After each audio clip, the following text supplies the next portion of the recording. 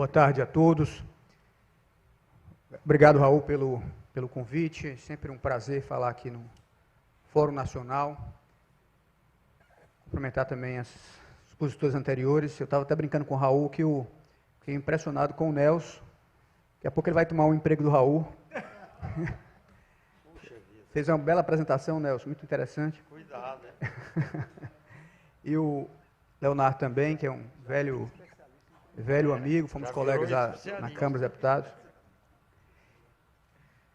E o doutor Antônio Gil, do BRB. Interessante, Leonardo, essa discussão toda sobre reforma tributária, sobre tributação, sobre previdência, é um pouco aquela discussão que o Everardo Maciel falou um pouco hoje de manhã. Ele dizia o seguinte, olha, ele contou aquela história dos terráqueos que estavam sendo alimentados, não é? E depois foram para a nave espacial.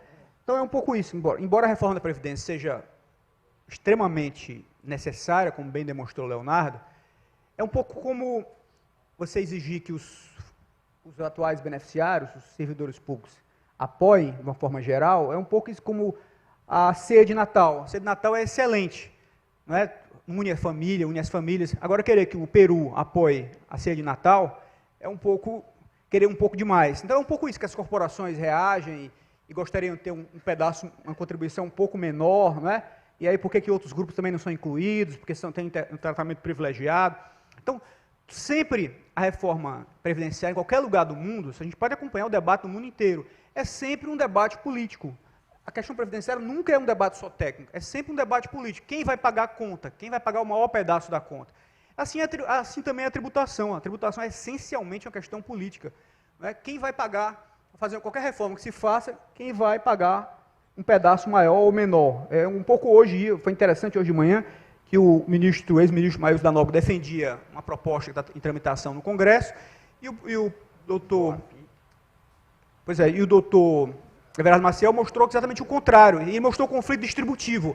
Olha, com essa reforma proposta, esses grupos vão ganhar, esses grupos vão perder. É sempre assim. Em qualquer lugar do mundo, tributação sempre é uma questão política, assim como previdência também sempre é uma questão política. Mas o que a gente vê hoje é que o Brasil é um dos países mais desiguais do mundo, né? A gente pega o coeficiente de Gini, o Brasil é muito desigual. E o governo, que tem aquela função distributiva que a gente aprende nos livros, ele deveria diminuir a desigualdade. E boa parte da ação do governamental, ela aumenta a desigualdade, reforça a desigualdade. Na Previdência isso é muito evidente, e é evidente também na tributação. Por exemplo, na tributação da pessoa, do imposto de renda, por exemplo, hoje se discute isso, mas é fato, as deduções ilimitadas de saúde fazem com que as pessoas de alta renda, que podem, por exemplo, pagar um hospital caro, um sírio-libanês, tenham uma dedução ilimitada. Isso é claramente um sistema regressivo de uma forma geral. Então, quer dizer, debater tudo isso, discutir tudo isso, sempre é difícil, porque nunca é neutro. Tributação sempre é uma questão política, sempre mexe na renda disponível das pessoas, sempre mexe na renda disponível entre a União, os estados, os municípios. Por isso que o debate algumas pessoas querem dizer que é apenas técnico, que mas olha, é tão óbvio que é melhor. Não, é melhor para você, mas é pior para outros. Não é? Melhor para um, pior para outros, embora talvez no geral melhore. E às vezes nem é o caso, como parece ser a proposta de reforma tributária, a acreditar na análise do Everardo Maciel.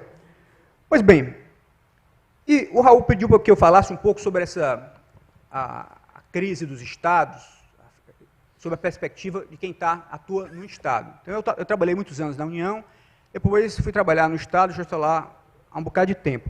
E a primeira questão, Raul, que a gente acha interessante nesse debate todo, é que tem uma certa implicância com essa terminologia crise dos Estados. Você fala Estados, como se Estado fosse uma coisa só. Eu sempre digo isso, gente, é mesmo falar do Nordeste. Não existe o Nordeste, existe a Bahia, existe o Ceará, existe o Piauí, existe Pernambuco. É como os Estados, quer dizer, crise dos Estados, eu gosto de dizer muito mais o seguinte, olha, você tem uma dificuldade financeira geral do setor público brasileiro, da União, dos Estados e municípios. Uma crise financeira, que eu não chamo crise financeira, eu digo uma dificuldade financeira geral, que todos têm, e o principal causador, né, tem a Previdência, já foi falado, tem várias outras, a Previdência principalmente, mas a principal causa, o Raul sempre gosta de mostrar isso também, é a falta de crescimento do Brasil. Se a gente estivesse crescendo aí 5% ao ano, nos últimos 5 anos, doutor Nelson, boa parte dos nossos problemas hoje estariam muito mais tranquilos do que a gente está hoje. A falta de crescimento brasileiro é que faz com que todos tenham dificuldade. Mas crise mesmo, não são todos os estados que têm. Alguns estados têm. Por exemplo, o estado do Ceará, não passa por crise financeira. Passa por dificuldade, mas não é crise. Não é? Paga os salários em dia, consegue investir 12% da receita corrente líquida. 12% da receita corrente líquida. Pois é, então. Eu digo, então falar que ele tem crise, então, eu acho que por se chamar estados de uma forma homogênea, eu considero sempre um erro. Eu acho que a gente tem que falar cada estado. Vou olhar o estado do Rio de Janeiro, vou olhar o estado de São Paulo, vou olhar o município de São Paulo, o município de Fortaleza, o município de Teresina, o município pequeno, o município grande, o município médio. Acho que o Leonardo fez um pouco isso também, quando ele diferenciou os vários regimes, porque o Brasil é muito heterogêneo, e essa é uma das características nossas aqui, esse excesso de simplificação. Alguns analistas, gostam de fazer isso. Pega umas tabelinhas ali da OCDE, e aí começa a escrever, começa a ditar regra para todo mundo.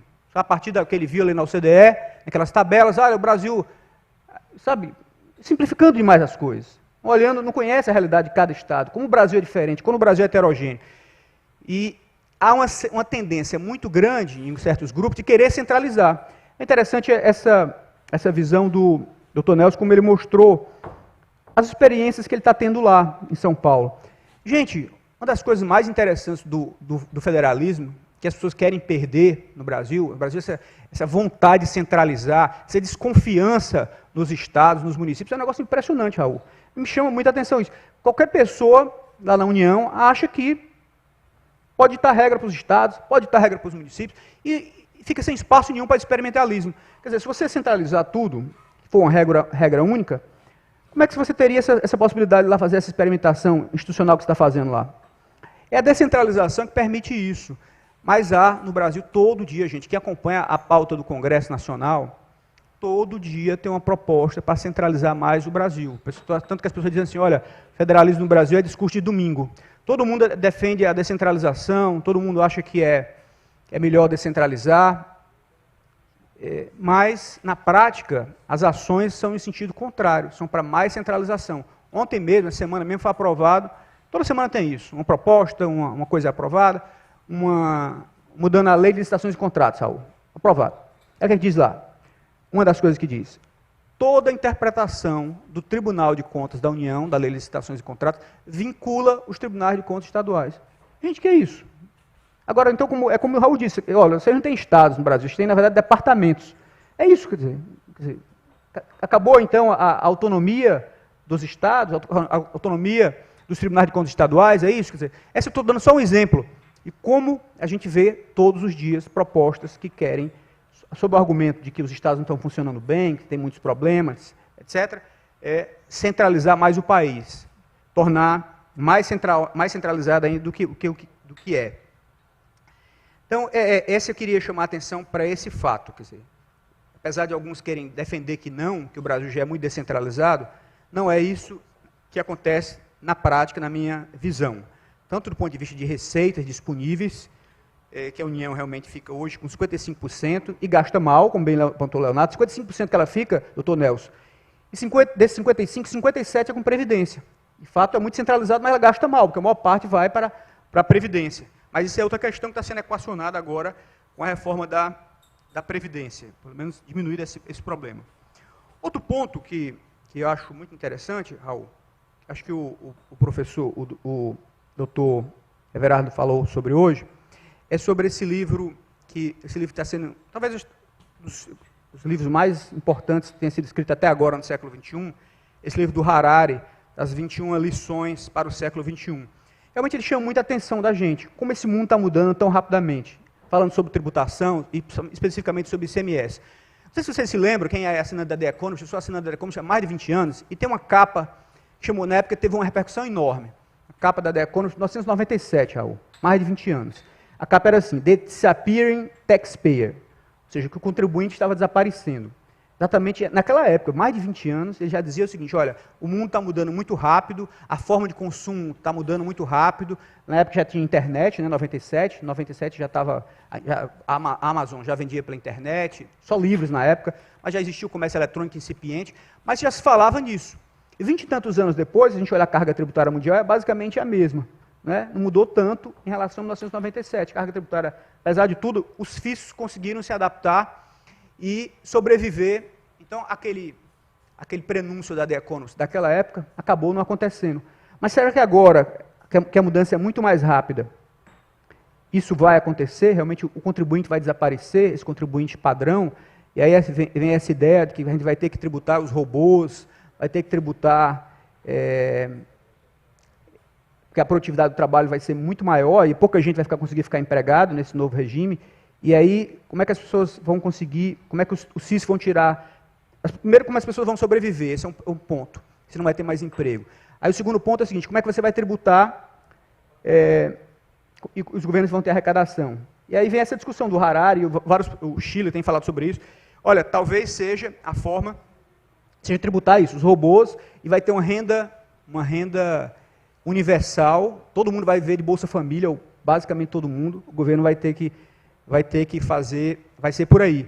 Ou o cenário negativo, esse é o cenário positivo, e o cenário negativo seria que teria convulsões sociais enormes, porque muita gente ficava excluído, né, não conseguia ser incluído no sistema, e aí teríamos grandes problemas sociais.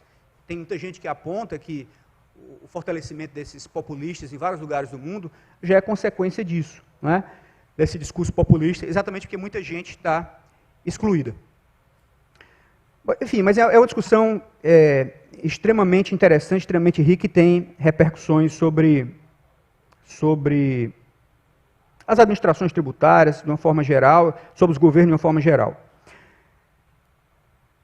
Seguindo, é interessante também, começa a surgir agora, Raul, outro dia eu vi um artigo dizendo o seguinte, olha, o Brasil não é centralizado coisa nenhuma. Na verdade, comparando com outros países da OCDE, o Brasil é até menos centralizado, né? Ignorando exatamente aquela visão muito simplificadora, porque você não examina realmente quais são as atribuições que cada ente tem, simplesmente pega uma tabela lá, olha qual é a distribuição entre os entes dos países, em média, dos países da OCDE, compara com o Brasil, o Brasil aí começa a ditar regra, começa a ditar lições para os estados, como se não houvesse de fato esse problema no Brasil. Então, como eu estava falando, na minha visão, o Brasil gasta mal, do ponto de vista vertical, é mal distribuído, e é mal distribuído também do ponto de vista horizontal. Gente, outro dia, eu acho que isso é um bom exemplo, estava vendo uma entrevista do diretor-geral do Senado brasileiro. Também que o presidente do Senado não veio, né, que ele queria abrir aqui. Mas uma entrevista dizendo o seguinte, olha, a TV Senado brasileira, o sistema de comunicação do Senado brasileiro, é melhor do que o americano. Ele dizia isso. E isso para ele era uma grande vantagem. E eu fiquei pensando como contribuinte, eu digo, gente, isso é vantagem? Enquanto que nos Estados Unidos, por exemplo, você tem lá, para a Câmara, para o Senado, para o Supremo Tribunal, para o governo como um todo, uma televisão só, que é a CISPEN, que atende todo mundo, aqui não, que tem a TV Câmara, a TV Senado, a TV Justiça.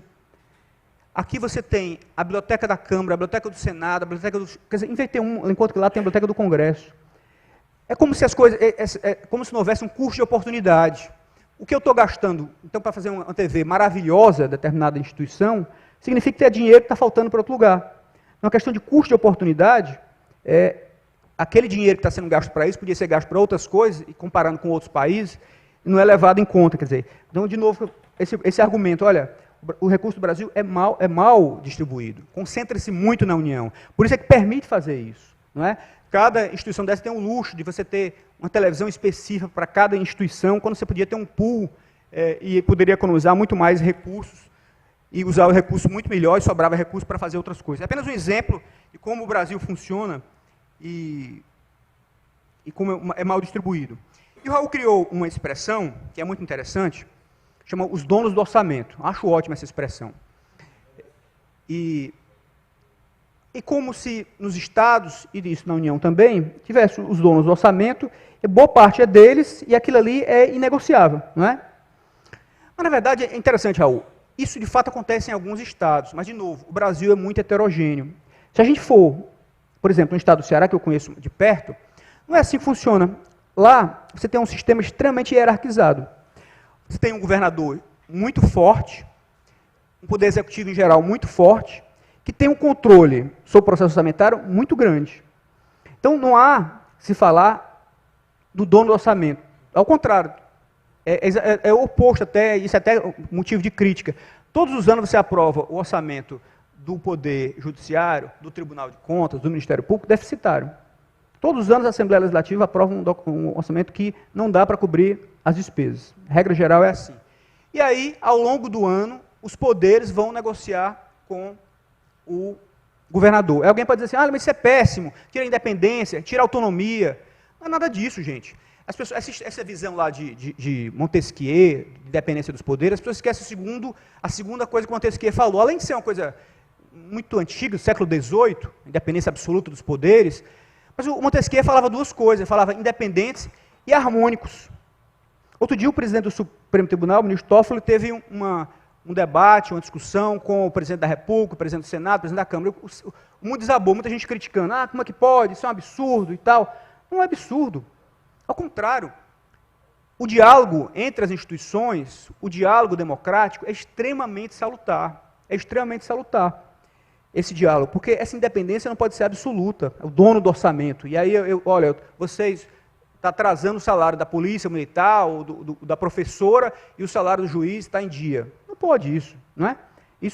Então tem que ter um diálogo entre as instituições. Eu acho que em alguns lugares isso conseguiu, eu acho que um bom modelo que se tem, e não quer dizer que é falta de independência, dialogar não é concordar necessariamente, mas é importante que haja um diálogo entre todos os poderes.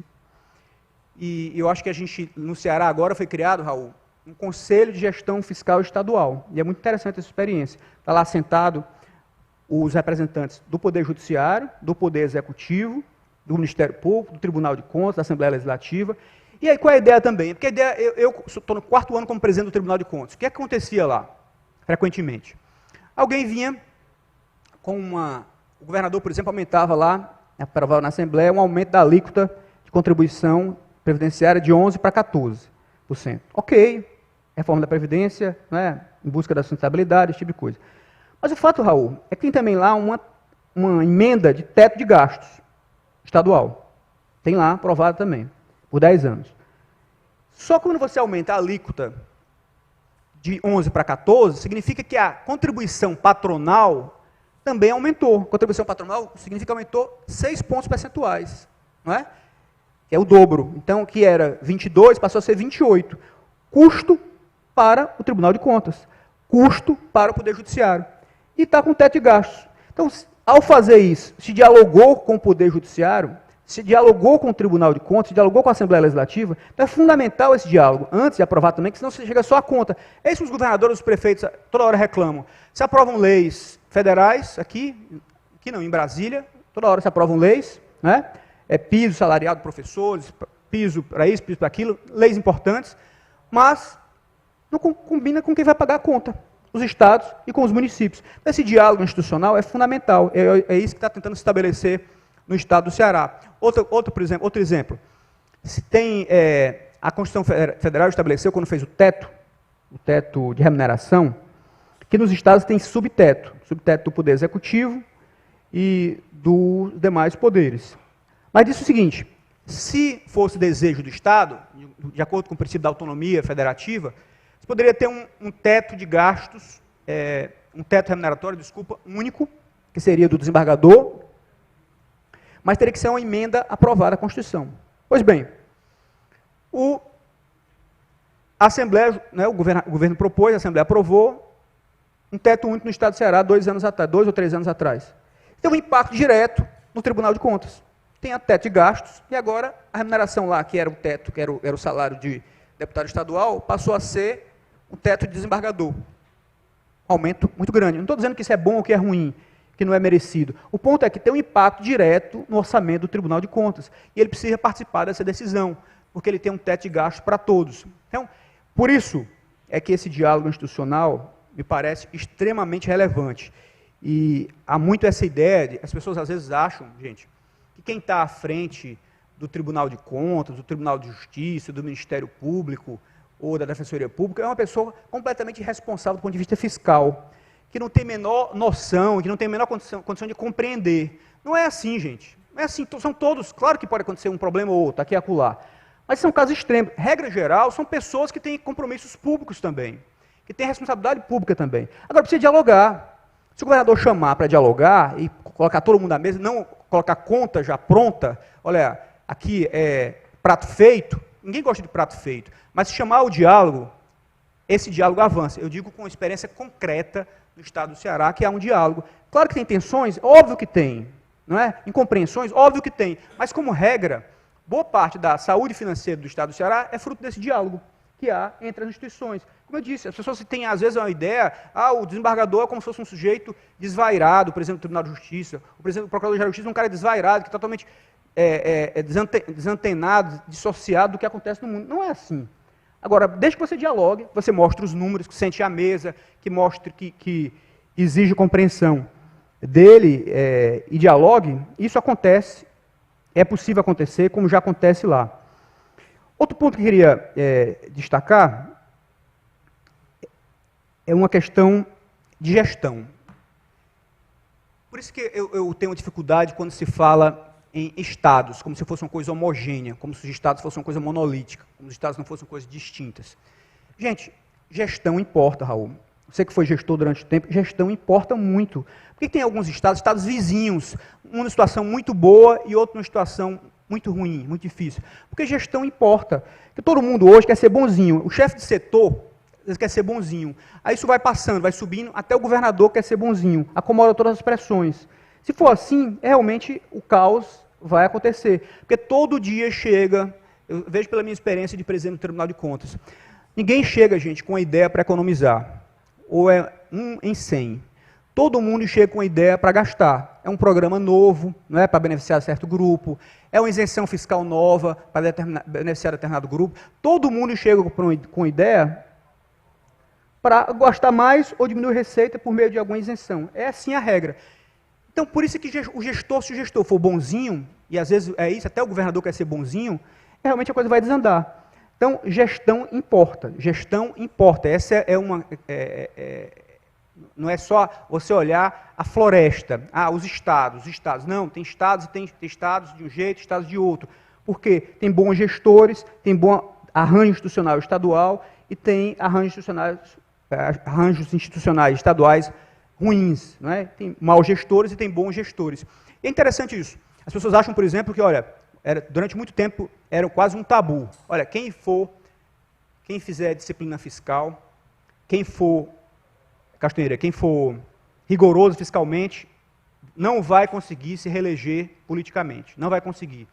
O Estado do Ceará, eu acho que é uma prova de que conseguiu fazer isso. Não é? 30 anos de gestores que têm muita preocupação com a austeridade fiscal. E no começo foi muito difícil. Eu lembro que o atual senador Tasso Gereissati, então governador, enfrentou muita dificuldade. Ele teve dificuldades na Assembleia Legislativa, mas isso virou um consenso no Estado. Qualquer um que entra, do PSDB, do PT, o atual governador do PT, mas isso virou um consenso. Quem quiser fugir disso, esse é que vai ter dificuldade, porque virou um consenso na sociedade, no estado do Ceará. Mas claro que é difícil. Alguém sempre dá outro exemplo, que é o Espírito Santo. O governador Paulo Artung, que fez um ajuste fiscal muito duro, e nem tentou a reeleição, porque se falava que ele não teria condição de se reeleger, porque o ajuste fiscal dele acabou inviabilizando eleitoralmente. Talvez seja verdade, mas o fato é que no estado do Ceará foi feito isso e as sucessivas administrações têm conseguido continuar. E o contrário, quem é fiscalmente irresponsável, quem deixa o estado desequilibrado,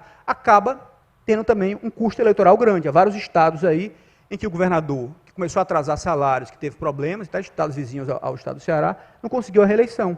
Exatamente por isso. Foi bonzinho, é ótimo no curto prazo, acomodou as pressões, que são muitas, são gigantescas, todo mundo só tem ideia para gastar, mas acabou não se reelegendo. Só para concluir, Raul, acho, só para algumas sugestões que eu vejo como para caminhar bem nessa parte de finanças estaduais. Uma das coisas que funciona bem, que eu vi, são a criação desses comitês de controle de gasto. Lá no estado do Ceará, por exemplo, tem um comitê do Poder Executivo. Isso é muito bom. Todo gasto que é feito lá, são vários secretários que participam, em geral o secretário da Fazenda ou do Planejamento que preside. Então, todo gasto que é feito, né, alguém quer um crédito adicional, precisa ser aprovado nesse comitê. Então, não é só o secretário querer Não, ele tem que submeter a esse conselho. E está lá aqueles mais interessados em ajuste fiscal, que é em geral o secretário da Fazenda, é dele que se cobra disso, ele é o presidente disso. Então isso funciona bem. Eu acho que essa é uma boa prática que poderia ser disseminada em outros locais. Outra coisa que tem funcionado bem, eu, por exemplo, era crítico desse teto de gastos, inicialmente quando foi lançado no governo federal, fiz algumas críticas, aí ele escrevia até artigos sobre isso, criticando e tal. Mas o do Estado do Ceará foi feito. E digo, Raul, tem funcionado. Funciona mesmo esse teto de gastos. Realmente ele é um mecanismo para explicitar, como se falava, e de fato acontece na prática, custo de oportunidade. Como você tem teto de gastos, então faz todo mundo apertar o cinto. Não tem jeito. Olha, se gostaria até de aumentar determinada despesas, por exemplo, aumentar um vale alimentação, aumentar isso, aquilo outro, e aí, olha, mas tem um teto de gasto. Às vezes não é nem o limite de gasto pessoal. Não é nem o limite de gasto pessoal, não é nem o orçamento. O orçamento até se consegue, se pressiona e consegue, mas tem um teto de gasto. E o Tribunal de Contas do Estado, assim que foi aprovado isso, a gente fez auditorias, estabeleceu qual era o teto de gasto e acompanha sistematicamente, faz alertas para exigir o cumprimento do teto de gasto de todos os poderes. Foi até interessante isso, porque na primeira oportunidade que houve isso que chegou, eu lembro que até o secretário de Fazenda, mas vocês estão fazendo auditoria nisso? Claro! A obrigação, quer dizer, foi uma escolha política fazer o teto de gasto estadual, ok. Mas deixou de ser escolha política, agora virou uma obrigação do Tribunal de Contas exigir o cumprimento do gasto. E assim a gente tem feito. Lá, por exemplo, no Estado, Casteira, aconteceu, por exemplo, da Defensoria Pública entrar com mandado de segurança contra o Tribunal de Contas, porque o Tribunal de Contas entendeu que o teto de gastos deles era aquele, calculou determinado valor, de acordo com o que foi aprovado na Constituição. Eles entraram com mandado de segurança no Poder Judiciário, porque aquele estava realmente impedindo eles aumentarem o gasto. Perderam. Mas, então, eu acho que é uma boa medida, foi feita no Ceará e funcionou. E, por fim, agora para concluir mesmo, Raul, o Raul, acho que talvez nem goste tanto dessa ideia, mas eu defendo essa ideia de maior autonomia dos estados. Como disse, tem estados que em situação difícil todo mundo está, mas numa situação muito melhor do que outros. Mas essa regra, uma regra constitucional, proibindo o bail-out, proibindo auxílio financeiro da União, depois de dar a descentralização devida, no rearranjo do federalismo brasileiro, por isso que eu estou ressaltando bastante isso, é muito importante. Porque hoje, Raul, o incentivo é muito ruim.